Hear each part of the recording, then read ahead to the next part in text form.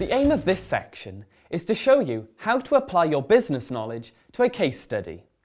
We've divided it into two parts: external influences and objectives and strategy. The first part, external influences, concentrates on factors which aren't under a business's direct control. This includes topics like economic growth, interest rates, inflation, unemployment and exchange rates, or even the activities of pressure groups such as Greenpeace and Friends of the Earth. Firms have to take account of these factors because they can harm sales and profits. For example, when interest rates increase, businesses that sell goods bought by borrowing money, such as cars or new kitchens, can suffer. This is because people will delay their buying decisions until the cost of borrowing money is cheaper. Or people may prefer to save rather than borrow because they'll get a better return. But these external factors can also lead to opportunities for firms. Take, for example, the publicity about ethical trading from pressure groups. This has led to firms such as Body Shop and Lush successfully using the opportunity to sell cosmetics which haven't been tested on animals, and companies such as Cafe Direct and Green and Blacks selling free trade products, coffee and chocolate. Institutions such as the Cooperative Bank are marketing themselves as only investing in ethical companies. Objectives and strategy considers the main objectives or goals of firms and the different ways they achieve these goals. The same principles apply in business, whether the business is large or small.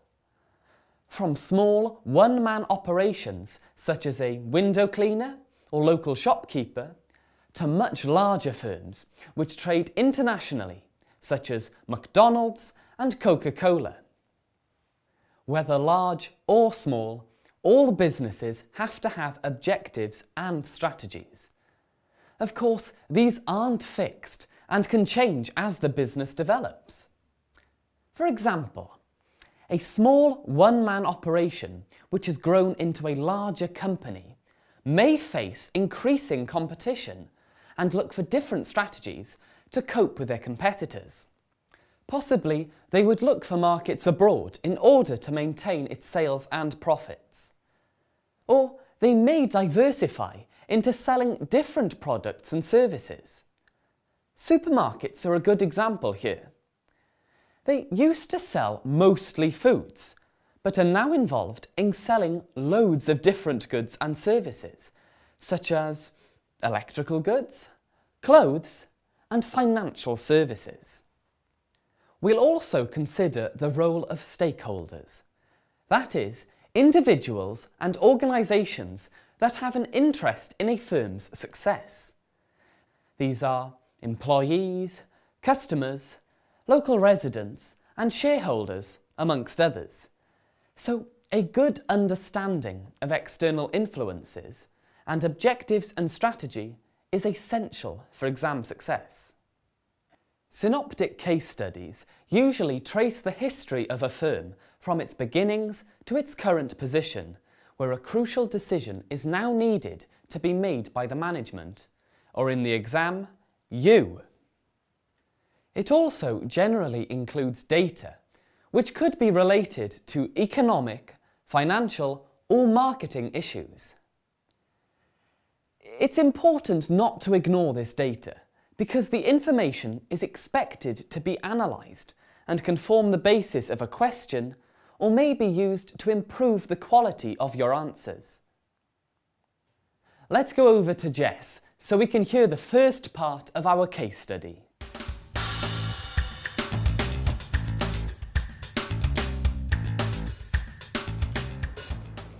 Our case study is all about a business called Ethical Foods Limited. Two former students, Sue Chang and Chris Rogers, met at university on a business studies course. and since graduating had become a little bored with their jobs in marketing. They are both passionate about green and fair trade issues and try whenever possible to eat fair trade and organic food. They have been dismayed to find, whilst at university and more recently, that in pubs, cafes and restaurants there seemed to be little choice in terms of fair trade and organic products. When there was a choice, prices seemed very high. They were sure there was a gap in the market for reasonably priced meals for customers like themselves, and had the beginnings of a business idea. After some initial research, they believed they could sell pre-prepared meals at reasonable prices. They were both very good cooks, and they asked friends round to dinner to sample some of their meals. They got positive qualitative feedback and had made sure all their ingredients had been carefully selected from local fair trade and organic suppliers that weren't too expensive. Chris also took samples round to local pubs, cafes and restaurants whose feedback was also positive. Chris and Sue were very excited when the first small orders came in.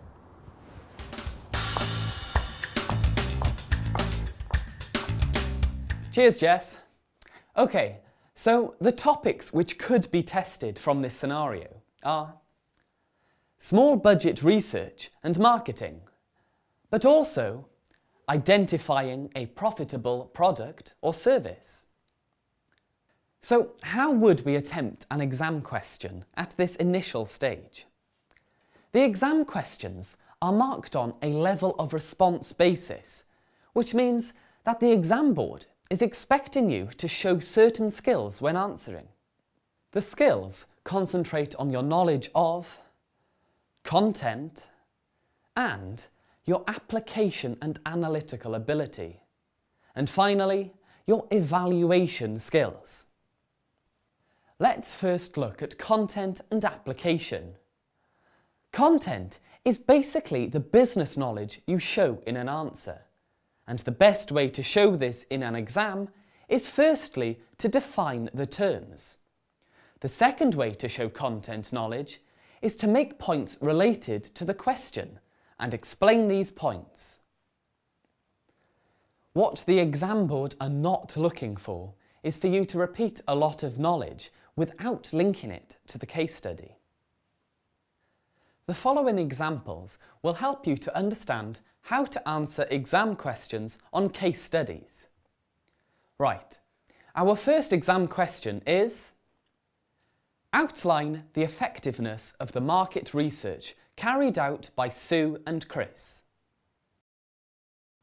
Outline simply means to explain.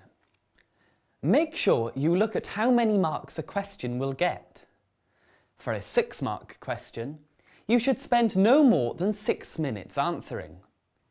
This would be a good answer. Market research means to gather data to help inform Sue and Chris whether their business idea was viable. They carried out some small-scale qualitative research where they asked their friends' opinions on their organic dishes and asked local pubs, cafes and restaurants for their opinions as well. Since the feedback was positive and some orders were received, it appears that the market research was effective, but they could have carried out more research, possibly looking at secondary data to find out sales figures growth for free trade and organic products, or research potential suppliers in more depth to make sure that they achieve the most cost-efficient deals, as one of their main selling points was to sell at reasonable prices. This answer would have got full marks. It clearly demonstrates a good grasp of market research and applies points effectively. Now, let's return to Jess and the case study.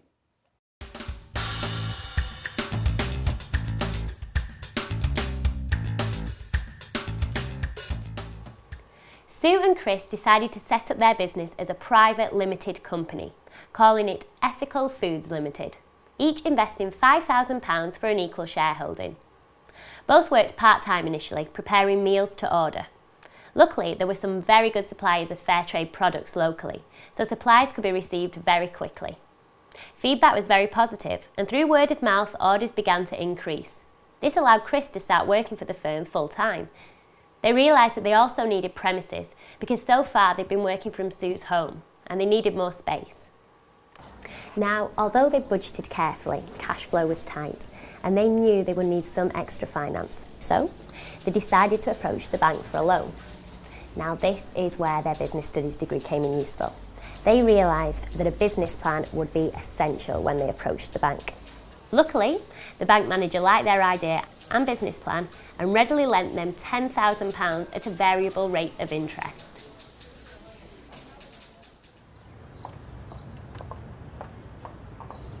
They rented a small industrial unit just outside Southampton and fitted it with cooking equipment. Life couldn't be better, and they couldn't see themselves failing.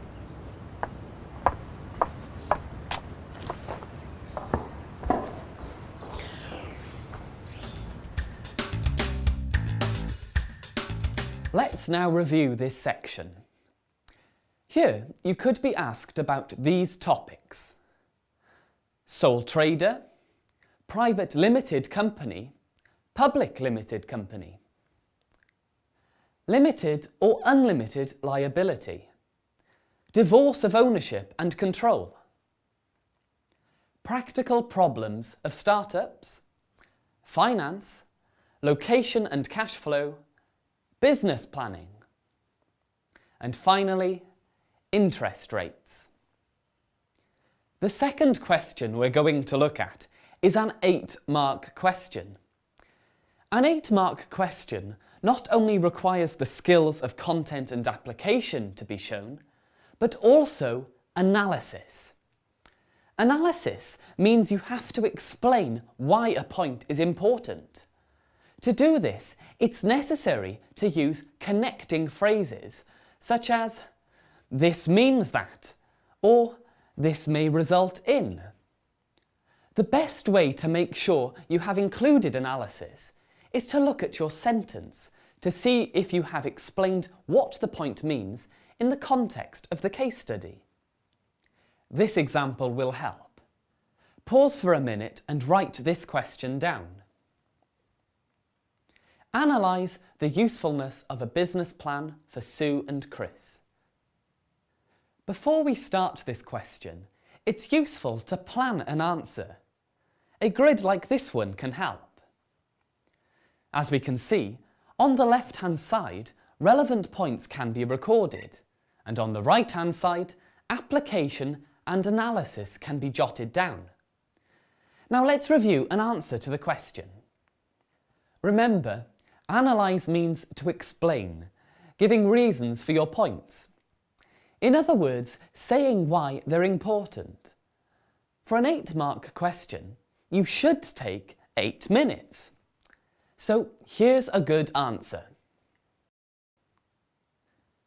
A business plan is a document prepared by businesses to identify the viability of a business proposition. A significant part of a business plan forecasts the future cash position and profitability of the business. It would have been useful for Sue and Chris because their business is expanding and needs finance for the expansion. The business plan, if well thought out and presented, allows bank managers to make decisions about whether a loan can be granted. In this case, the bank manager sanctioned a £10,000 loan. This benefited Sue and Chris because they needed the money to continue with their plans. Another advantage of a business plan is that Chris and Sue would have had to sit down and really think carefully about the future of Ethical Foods Limited and do further market research and include it in the plan. This would give them the time to reflect on whether the expansion was really worth it. They'd have to consider areas such as the availability and appropriateness of suppliers, whether employees may be required in the future, and the best location for their business. Now this is a good answer. It starts off by defining terms and applies the points to the context of the case study.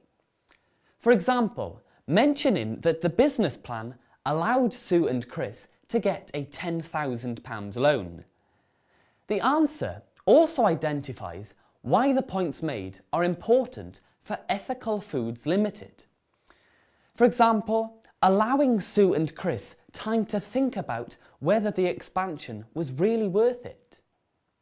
The two full paragraph style approach is also a good exam technique for 8-mark questions. Let's have a look at another 8-mark question. Examine the significance of Sue and Chris setting up as a private limited company. Examine means to analyse or say why the points are important. In other words, this question is asking you to give reasons on why setting up as a private limited company is important for ethical food. Again, let's do a bit of planning. This time, a spider diagram may be helpful reviewing the features of a limited company. Rather like this one. So let's look at number 1 first. The shareholders of Ethical Foods Limited are Sue and Chris, who have a 50% shareholding each. Next, 2. Sue and Chris, as shareholders and owners of Ethical Foods, have limited liability, which means they are only liable for their investment in shares of £10,000. But they are not responsible for all the debts of the business, as they would be if they set up as a partnership. Therefore, their personal assets are protected and don't have to be sold if the business fails. At 3, we can see that because shares can only be bought and sold privately, this means Ethical Foods Limited may be protected from a takeover. Disadvantage here is that it'll limit the amount of capital that can be raised. Public limited companies, or PLCs, can raise a lot more capital because they can sell shares to the public. 4 shows us there are a lot of legal requirements when setting up PLC companies, which means costs are reduced when setting up Ethical Foods Limited rather than a PLC. Next, have a look at 5. Although financial information has to be published for the Registrar of Companies, the information doesn't need to be made public as with a PLC. This means financial affairs can be kept private. Lastly, 6. Since private limited companies are usually small concerns, the shareholders and the people controlling and running the firm are usually the same. This means that Chris and Sue would own and run Ethical Foods Limited. With public limited companies, there may be a divorce between ownership and control. What this means is that the people who run the firm are appointed by the shareholders who own the firm, and sometimes there may be disagreements. For example, some of the fans who are shareholders of Manchester United criticised the board who decided to accept the takeover of Malcolm Glazer. They feared that the company may be forced to take on too much debt, and this might ruin their ability to be successful in the Premiership. This is a good example of a divorce of ownership and control. Remember, an 8-mark question requires you to take 8 minutes over it. Here's a really good answer. A private limited company is a form of business organisation which has shareholders who have limited liability. This is probably the most significant feature of a limited company, because it means that Chris and Sue are only liable for the £10,000 they invested in shares. So, if their expansion plans don't turn out the way they expected, this is the total amount they will lose. This is significant because Chris and Sue won't have to sell their personal assets if their business doesn't do so well, which they would have to do if they were in a partnership.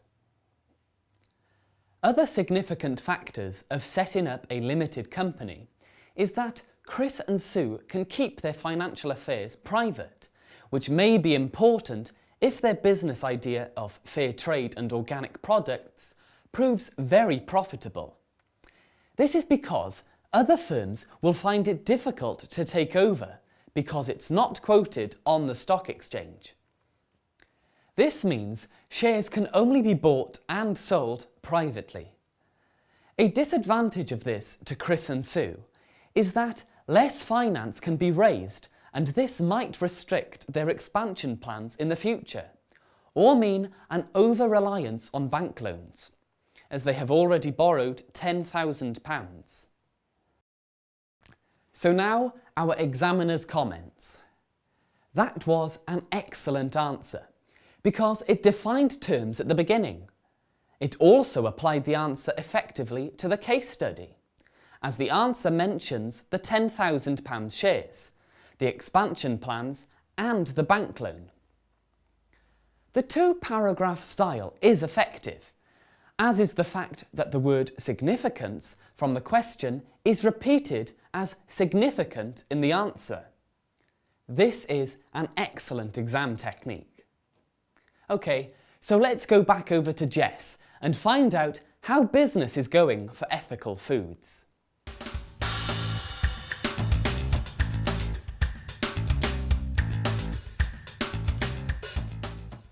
The expansion progressed well. Through word of mouth and some advertising in local papers, orders began to come in from other towns in the South region. Chris had worked full-time in the business since they rented the industrial unit, and Sue soon joined him. They also employed 2 full-time staff, John James and Harriet Mutzer, to help with taking orders and deliveries. Now, although they were only paid the minimum wage, they were treated fairly and had generous holidays. Everything was going well, but Chris noticed that complaints about late deliveries and mixed-up orders had increased. He had given his employees intensive training, but noticed that John had looked very tired recently and was making some basic errors as well. Also, a recent visit by Health and Safety in June had pointed out a number of potential hazards in the kitchen of the industrial unit, and although not illegal, it was considered that they could cause accidents. Now, the cost of the upgrade to the kitchen was £3,000, which was not too significant for ethical foods, as they had a good cash position. They were keen to act within the law and ethically, and saw this as an added selling point for their products. But a major issue was that one of Ethical Foods' main customers, a restaurant chain which owed £6,000, had ceased trading and were unable to pay the invoice. This caused Chris and Sue a lot of concern, and they quickly arranged with their bank manager to discuss the situation. Now let's review this section.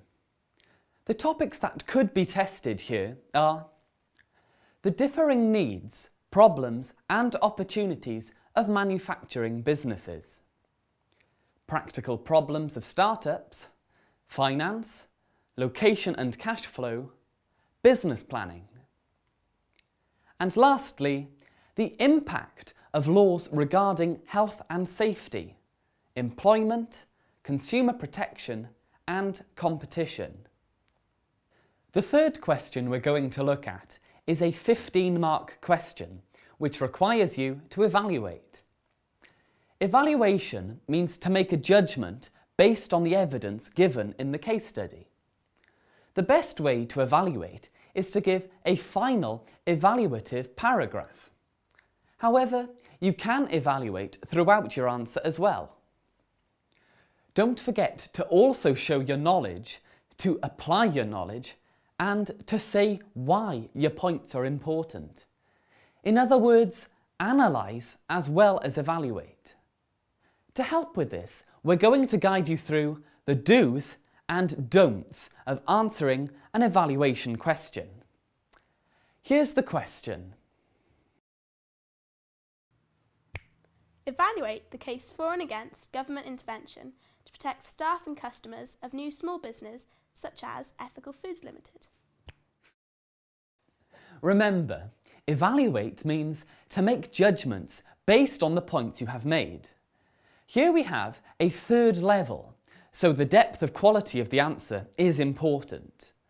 The best way to answer a for and against question is to firstly define terms, then give your arguments for, then the arguments against, and finally an evaluation. Let's consider the case for and against government regulation. So let's start off with a plan like this one. See how it's very clear what I'm going to include in my answer. Remember, you should spend 15 minutes on a 15-mark question. It's a bit like a mini essay. This would be a good answer. Government regulation is when the government intervenes in the market to protect consumers, employees and suppliers by imposing laws. For example, in the case of Ethical Foods Limited, employees are paid minimum wages. It could be argued that if Sue and Chris were not forced to pay minimum wages, they may pay a lower amount to their employees in order to increase profits, which then means they would be exploiting their workforce. Health and safety regulations are another example of government regulation. If these weren't implemented, then Sue and Chris may continue having dangerous hazards in their kitchen. This will allow Ethical Foods Limited to reduce costs and increase profits, but at the expense of possible accidents to staff. These are reasons for government regulation. However, it can be argued that if the staff at Ethical Foods were paid very low wages, they would leave for other jobs, so firms need to pay well. Or that if they were paid on a lower wage, but also given bonuses based on results, they may work harder and not mess up the orders and deliveries. Therefore, regulation can be seen as a hindrance rather than a benefit to a firm. Similarly, Ethical Foods Limited were keen to operate ethically, so health and safety regulations may not be necessary as long as employers are educated in best practice. Overall, regulation may not be necessary for most employers, as they are fair to their customers, employees and their suppliers. However, there's no doubt that some employers will try and reduce costs by treating employees unfairly. They do this by ignoring health and safety and taking time to pay suppliers. For this reason, I believe regulation is necessary because it allows all sides to know their rights and responsibilities to their stakeholders. So, what did our examiner think about this answer? Well, it's an excellent answer again. It defined terms at the beginning of the answer. As we said before, this is good exam technique. There's also one paragraph giving the case for, and another giving the case against government regulation. The facts discussed have been directly applied to the case study. There's analysis throughout, and very importantly, a final evaluative paragraph, which clearly gives a justification for regulation based on the points made. Evaluation is extremely important because it's worth 5 out of 15 marks and can make the difference between a good and an average grade. Could you have changed the answer to argue that regulation isn't necessary? This would have been an equally valid approach. Let's have a look at another evaluative question to deepen our understanding of what the examiners want to hear. Assess the extent of the problems encountered by Ethical Foods Limited. Assess the extent of indicates that the question is asking you to evaluate, and in this case means that you are required to consider what problems ethical foods have, and to what degree they are a problem. Before you review the answer, pause for a moment and try to plan one yourself. Let's have a look at a good answer to see if your plan was similar to mine. The problems that Ethical Food Limited have are mainly related to their main customer going out of business and being unable to pay the £6,000 they are owed. This is severe because it will impact on their cash flow and will depend on how much of their total sales were tied up with this customer. If most of the sales were tied up with this customer, then cash flow may be affected on a continuous basis and mean Ethical Foods may suffer from poor cash flow. Therefore, they may find paying their suppliers, their bank loan, and for improvements to the kitchen difficult. However, Ethical Foods are expanding and are likely to be finding new customers all of the time, and as a consequence, may not be too inconvenienced. Another problem is the staff. Late orders and mixed-up deliveries are increasing, and this may be of a deeper concern because this can affect the reputation and sales of the business. Sue and Chris need to talk to their staff, especially John, and find out what the problems are. It may be the case that extra training is required, or that John has problems of a personal nature. The ordering and delivery situation may therefore be overcome if Sue and Chris can find the cause. One of Ethical Foods' problems is related to their customer who has gone out of business and cannot pay the £6,000 owed. This is a significant problem and may mean cash flow difficulties for them. They have arranged to meet with their bank manager to discuss this situation. However, of more immediate concern is the staffing issue, because if mixed-up orders and late deliveries continue, Ethical Foods Limited may find it difficult to replace the £6,000 with future orders from new customers. So, what's the examiner going to say about this answer? This is a good answer, which picks on two main problems of cash flow and staff, and evaluates the extent of these problems. The evaluation is shown throughout the answer and in the final paragraph. Notice that again, there is a final evaluative paragraph, which, as we said before, is good exam style. This time though, there are no business terms to define in the question, but the opening sentence is a good start as it picks on the two main points which are discussed in the rest of this answer. Now back to Jess and the case study.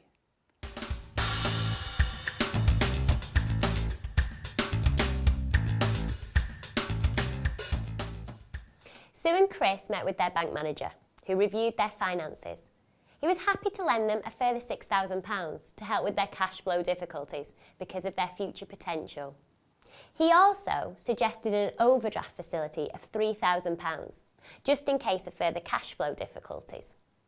Sue showed some concern about increasing their borrowing, as she was worried about the amount of interest Ethical Foods may have to pay in the future. This was because loans were based on variable interest rates. However, after some research, Sue seemed less concerned and agreed with Chris that the bank loan was affordable. Chris also talked to John James and Harriet Mutzer about their work and found that the fact that they were on minimum wages provided no incentive for them to work harder to gain more pay. John James was particularly angered by this because his wife was due to give birth and he needed more money because of the extra expense. Both of the employees said they enjoyed their jobs and didn't want to leave, but needed some type of bonus scheme. Chris and Sue agreed to this and based the scheme on improved sales and reducing the number of complaints received. Ethical Foods gained more orders and became very profitable. There were competitors offering similar services to Ethical Foods, but Chris and Sue had benefited from first mover advantage, gaining many loyal suppliers and customers. One day, Chris took a phone call at work, and it was a representative from a large supermarket who wanted to discuss the possibility of providing ready meals for their stores. Chris was excited and talked the proposition over with Sue. They agreed to a meeting and were eager to hear the supermarket's proposition. OK, so let's return to a possible exam question. The main questions that can be asked are related to the section based on the economy. The business cycle, causes, phases and implications, for example, business opportunities during an upturn. Interest rates, variations and their on demand, and investment decisions. Inflation, causes, importance and effects of inflation on firms. Unemployment types, structural and cyclical, and effects. So our next question is: explain 2 reasons why the marketing and economic data researched by Sue may have had her worried about taking out another loan. Remember, a 6-mark question will usually ask you to outline or explain, and you need to define terms and apply your points. As you can probably guess by now, you should take 6 minutes for 6 marks. Here goes. Yet another good answer, even if I say so myself, which I did. The first factor is the growth of fair trade and organic products. The growth in the next few years looks positive, and although the rate of growth is forecast to fall in the future, it is still significant. This means demand for ethical foods products is likely to increase. The second factor, gross domestic product, is the value of the total income in an economy. Ethical foods sell income-elastic goods, which means that as income increases in the economy, as it is forecasted to do, sales of ethical foods products will increase too. This means that again, demand for ethical foods products are likely to improve in the future. Both factors mean better cash flow to pay interest on loans. Notice how we've explained 2 factors in detail. Weaker answers may pick 4 or 5 points which are poorly explained, hoping to be awarded marks. This is poor exam technique and will get low marks. We've briefly explained technical terms, which is good style. Now, let's return to the final 2 sections of the case study. I'm quite excited about what's happening. So over to you, Jess.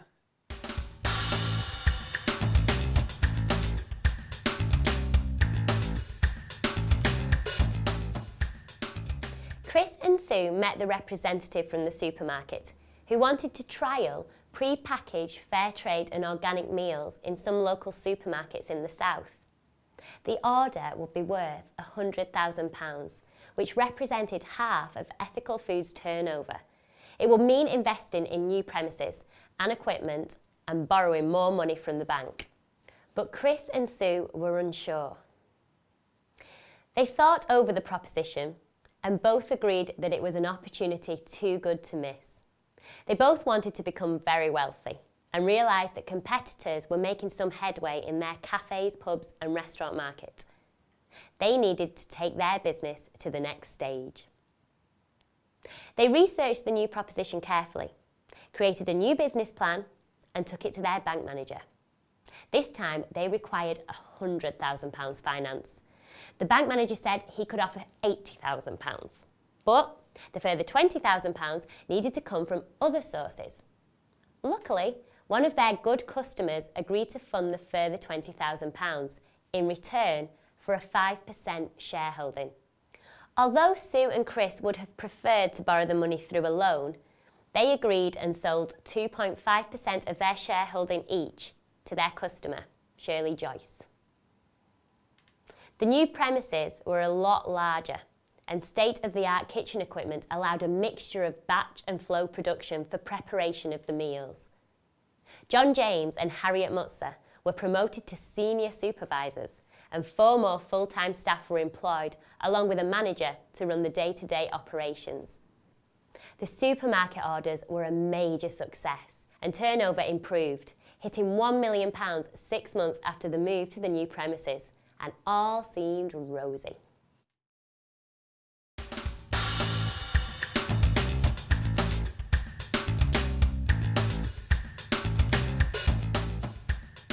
One day, the supermarket phoned and said that a major competitor was offering to beat the prices Ethical Food were offering, and that small-scale trials were being considered. The supermarket also suggested that there might be an offer for the business. Chris and Sue were realists and realised that if they were to gain the economies of scale necessary to compete with their competitor, which was funded by a major food producer, they would need to raise millions of pounds, and even then, this would not guarantee success. There had also been problems with new methods of working, implemented by the new manager. The late shift work was the main problem, and John James had complained to such an extent that disciplinary action had been necessary. Chris, Sue and Shirley met with representatives from the supermarket chain and were offered £3 million for their shares. Therefore, total ownership would transfer to the supermarket. Shirley was eager to sell, but Chris and Sue were not too sure and needed longer to think things over. They promised to give the supermarket an answer within the week. OK, so here topics that could be tested are conflicting and common aims of stakeholders, the market and competition. OK, so on to our next question. Evaluate the extent of possible stakeholder conflicts affecting Ethical Foods Limited. Remember, stakeholders are individuals and organisations which have an interest in the success of the firm. We could use a spider diagram to help us here. You have a go at this one. Pause and identify the main stakeholders for Ethical Foods Limited and the main conflicts. Let's see if your spider diagram is similar to mine. So, there seems to be conflicts with Ethical Foods employees, especially between the new manager and John James, who is upset at late shift work. The bank have offered to lend Ethical Foods Limited £80,000 of the £100,000 required, which means Sue and Chris have to get alternative sources of finance and give up some of their shareholding. Competitors were muscling in on Ethical Foods market, which Chris and Sue did not seem too bothered about, until their supermarket orders were undercut. This could have caused conflict with the competitor, but there was little they could do. Let's look at customers. There was conflict when mixed up orders and late deliveries occurred, shown by the complaints. Also, when their major customer couldn't manage to pay £6,000, this would have caused conflict. Now, shareholders. Chris and Sue, as the main shareholders, seem to have few arguments and little conflict. However, they don't seem to be quite so eager to sell out to the supermarket as Shirley, the shareholder who invested £20,000 as her 5% stake, is now worth £150,000.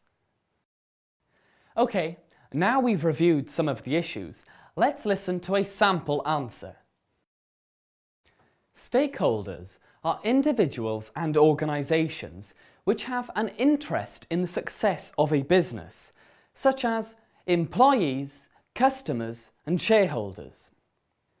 The main stakeholder conflict seems to be between the supermarket, the customer who has undercut Ethical Foods prices, and the shareholders.